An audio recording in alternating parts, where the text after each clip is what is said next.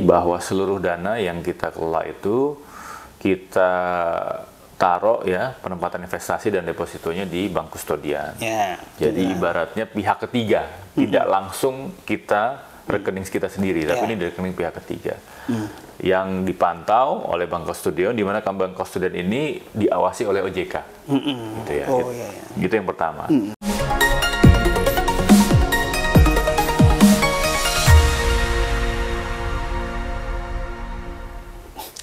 Assalamualaikum warahmatullahi wabarakatuh. Waalaikumsalam.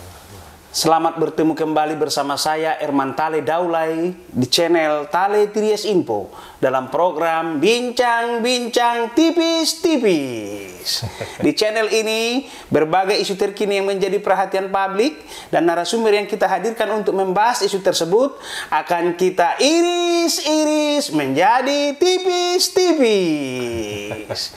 Pada kesempatan kali ini kita akan membahas tema menyangkut umat, yaitu pengelolaan dana haji. Untuk itu kita menghadirkan narasumber Bapak Fadlul Imansyah yang baru saja dipercaya menjabat Kepala Badan BPKH, Badan Pengelolaan Keuangan Haji. Terima kasih Pak Fadlul sudah bersedia hadir di Bincang Tipis-Tipis. Sama-sama Pak. Saya Erman Daulay. Iya. Saya mau iris tipis-tipis dulu Pak terkait isu yang berkembang di publik. Iya. Pertama, apa sih Pak dana haji itu? Yang kedua, investasi syariahnya, manfaat yang diperoleh kalau dikelola dalam bentuk bisnis. Silakan dulu Pak dijelaskan ke publik. Iya. Jadi dana haji ini sebenarnya adalah dana dari calon jemaah haji yang menunggu antrian haji sampai mereka diberangkatkan. Ya. Jadi kita kelola saat ini sekitar 161 triliun rupiah.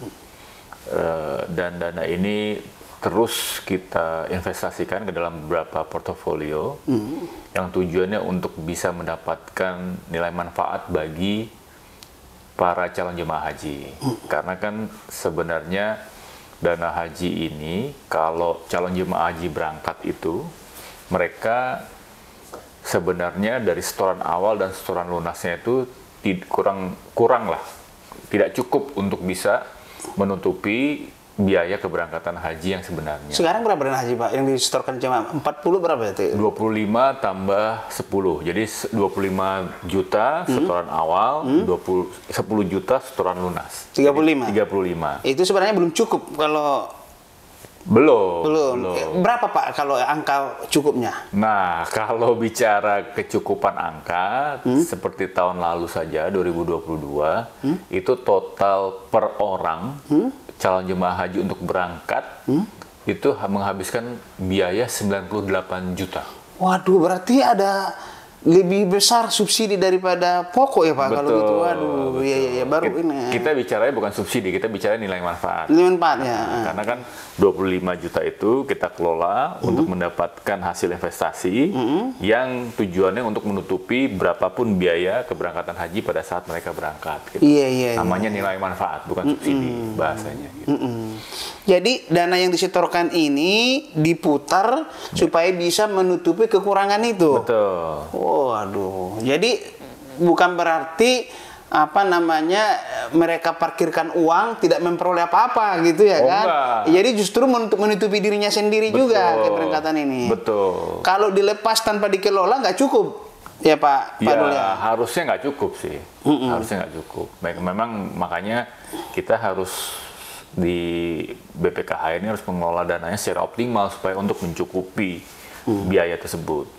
Gitu. Bagaimana meyakinkan, katakanlah saya gitu Pak, bahwasanya dana itu dikelola secara prudent, transparan, akuntabel Pak Fadlul? Dia saat ini seluruh dana yang diinvestasikan dalam bentuk surat berharga dan deposito berjangka lah bahasanya ya.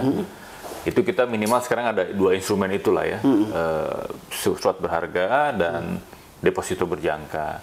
Nah, dua-duanya ini kita kelola dan dicatat, disimpan seluruhnya itu di bank kustodian namanya. Ya. Jadi bukan di rekening kita sendiri, tapi rekening khusus yang diamanatkan menggunakan akad wakalah, dicatat secara dan dijaga di di bank kustodian. Itu yang pertama. Yang kedua, sampai saat ini mayoritas kita investasikan di surat berharga dalam bentuk sukuk negara.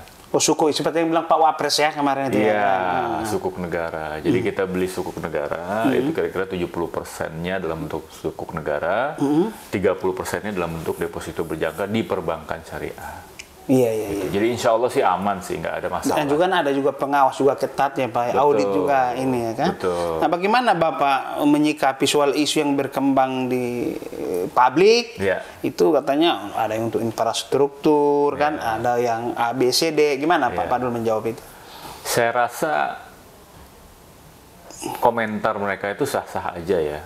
Dalam artian ya semua orang kan boleh komentar. Iya Pak Padul. Sesuai dengan kapasitasnya masing-masing. Tapi yang bisa kita pastikan saat ini investasi 70% ya di surat berharga syariah negara. Itu yang pasti ya. Bahwa kemudian pertanyaannya itu untuk apa? Itu kan masuk ke APBN kan, bagian dari APBN. Nah, oh iya. Jadi itu adalah kewenangan pemerintah. Yang penting kita dapat returnnya, dapat bagi hasilnya, laba gitu, lah kalau itu. Iya, dapat labanya, dan dijamin negara, sudah selesai kan? Oh iya ya, nggak hilang itu. Nggak hilang. Itu penting ada jaminan kok ya Pak. Betul. Demikian juga dengan deposito. Deposito ini perbankan syariah ini, alhamdulillah LPS sudah memastikan bahwa seluruh dana jemaah haji itu yang ada di perbankan syariah nasional dijamin oleh LPS. Dan juga kalau ada daftar tunggu menurut dia udah terlalu panjang, dia tarik dananya juga bisa ya Pak Padul ya? Bisa. Rupanya dia umur 50, baru umur 80 berangkat, merasa tidak sanggup lagi hitungan logikanya, dia bisa ngambil dananya lagi? Bisa. Nggak ada masalah. Anytime dia misalnya menganggap bahwa misalnya, saya nggak kuat nih, udah terlalu tua gitu. Dia mau tarik, kita kembalikan 25 jutanya. Oh iya, ya nggak ada potongan, nggak ada ini. Tidak ada potongan sama sekali. Jadi inilah, makasih Bapak dulu nih atas pencerahannya ya kan. Jadi program ke depan apa nih Pak di BPKH ini Bapak sebagai ini yang diberi kepercayaan menakodai badan ini? Iya, tantangan ke depannya itu sebenarnya adalah masyarakat itu mengharapkan agar investasi yang kita lakukan tidak hanya berfokus kepada surat berharga, gitu ya. Bahasanya tuh bahasa awamnya portofolio itu. Ada yang langsung real mungkin ada boleh ke sektor real nggak gitu? Betul. Biar bergerak ekonomi kita Pak. Itu kan moneter ini ya, orang pengennya kan real gitu Pak. Langsung ada bergerak berputar uang itu di masyarakat gimana Pak? Iya, jadi kedepannya kita sedang merumuskan untuk bisa melakukan investasi ke dalam sektor real yang terkait dengan operasional haji, gitu. Jadi misalnya fasilitas pendukung perhajian di Indonesia, dari yang mulai domestik sampai ke Saudi. Kalau memungkinkan, kita punya sebenarnya ini cita-cita dari pengurus yang lama juga ya, untuk bisa mengimplementasikan investasi supaya terkait dengan ekosistem perhajian yang ada di Saudi, seperti misalnya fasilitas penginapan, makanan, transportasi dan sebagainya, itu adalah sesuatu yang kita sedang rumuskan. Oh, dikelola BPKH sendiri, biar dia lebih dapat labanya lebih besar juga, gitu kan? Selain itu juga dari sisi biaya kita bisa kontrol. Dan pasarnya pun sudah ada Pak. Pasti. Iya kan, orang mau berangkat dia butuh penginapan, peralatan haji, busana, semua kan bisa di itu. Bagus juga, menarik juga itu Pak. Ada rencana dalam waktu berapa lama target itu bisa terpenuhi? Itu rencana ya, kami kan sekarang baru dilantik 17 Oktober ya. Jadi mungkin sampai akhir tahun ini baru 2,5 bulan lah ya. Jadi insya Allah sih 2023 kita akan mulai merumuskan rencana-rencana itu.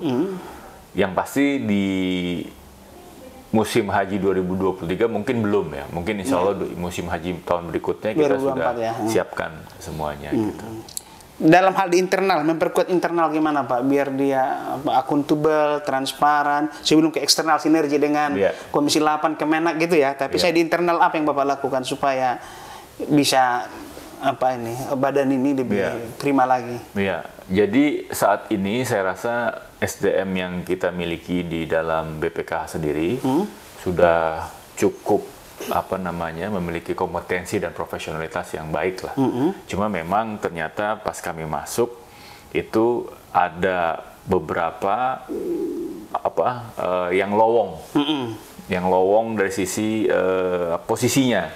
Nah, jadi sebenarnya tugas utama yang pertama adalah menguatkannya dengan cara mengisi posisi-posisi yang lowong. Karena kan ibaratnya kakinya mungkin agak pincang sebelah gitu karena orangnya nggak ada segala macam gitu ya. Jadi insya Allah ke depan kita perkuat itu dulu. Kita misalnya kalau ada dari internal yang punya kompetensi kita promote untuk mengisi yang kosong atau enggak nanti disandingkan dengan profesional dari luar mungkin tujuannya adalah untuk supaya bisa mengisi kekuatan SDM supaya kita bisa take off di tahun-tahun berikutnya. Ya, di eksternal mungkin sinergi dengan katakanlah Komisi 8 DPR RI yang bidang masalah haji, Kementerian Agama ataupun travel ataupun penyelenggara haji gimana, Pak? Iya, jadi memang salah satu program 100 hari kami pengurus baru adalah harmonisasi penguatan hubungan kelembagaan. Ya, jadi kami rasa Komisi 8 itu adalah mitra strategis utama kami dan alhamdulillah sampai terakhir kita sudah sepakat untuk membangun BPKH menjadi lebih baik lagi. Dengan cara mungkin salah satunya kita akan merumuskan rencana strategis dari 2022 sampai dengan 2027 yang insya Allah mungkin kuartal pertama tahun 2023 akan kita selesaikan dan akan disahkan oleh Komisi 8 DPR. Sementara dengan Kementerian Agama sehingga saat ini kami sangat intens ya berkomunikasi dan sering kita diskusi terkait dengan biaya-biaya perhajian tadi yang dipikir mungkin kita bisa membantu dari sisi sebelah mana gitulah ya. Jadi sampai saat ini sih bahkan rumusan dari biaya pemberangkatan ibadah haji itu dikomunikasikan langsung dengan kita sehingga yang selama ini mungkin sifatnya satu arah gitu. Tapi sekarang karena kita sudah sangat bersinergi dengan Kementerian Agama, insya Allah biayanya itu bisa kita pantau dan bersama-sama merumuskan sehingga biayanya bisa sesuai dengan apa yang diharapkan oleh masyarakat. Iris tipis-tipis terakhir ini, Pak dulu. Bagaimana Bapak dan kawan-kawan mengkomunikasikan ke publik bahwasanya dana Anda aman, dikelola secara benar dan juga secara syariah? Iya kan? Beda kalau secara riba juga kan ini beda loh Pak. Ini beda, jangan ini loh ya kan? Ya, saya juga punya dana dikelola secara riba juga nggak mau dong. Iya dong, saya mau haji tapi dikelola secara riba nggak mau saya gitu kan? Atau tapi uang transparansinya dulu gimana Pak mengkomunikasikan ke publik? Kalau bicara dengan transparansi, pertama tadi bahwa seluruh dana yang kita kelola itu kita taruh ya penempatan investasi dan depositonya di bank kustodian.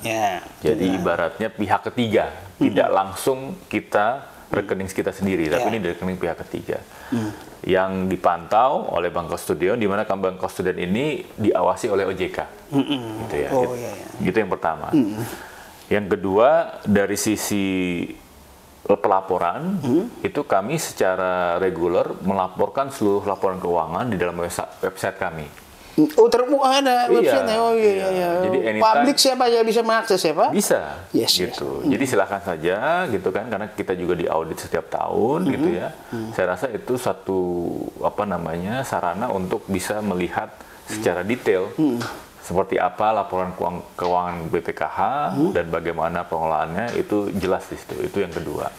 Dan yang ketiga jangan lupa bahwa BPKH ini yang mengaudit tuh banyak dari mulai BPK ya, kemudian nanti kita juga diawasi oleh OJK, ya kan, Komisi 8 sudah pasti, kita juga bisa kita sudah bekerja sama dengan KPK, kita bekerja sama dengan BPKP, kemudian dengan Kejaksaan, jadi semua instansi lembaga negara yang dalam tugas fungsinya sebagai pengawasan itu kita sudah sinergi semua. Dan celah itu udah ditutup semua. Insya Allah. Oke. Begitu. Soal apa investasinya syariah juga bisa. Nah, kalau investasi syariah kita juga sudah bekerja sama dengan Dewan Syariah Nasional ya, Majelis Ulama Indonesia, dan beliau-beliau ini sangat dekat dengan kami, sehingga setiap ada investasi pengelolaan yang ingin kami lakukan, kami berkonsultasi dan mereka akan memberikan opini sesuai dengan fatwa dari MUI. Demikian bincang tipis-tipis dengan Bapak Fadlul Imansyah, Kepala Badan Pengelola Keuangan Haji. Assalamualaikum warahmatullahi wabarakatuh. Waalaikumsalam.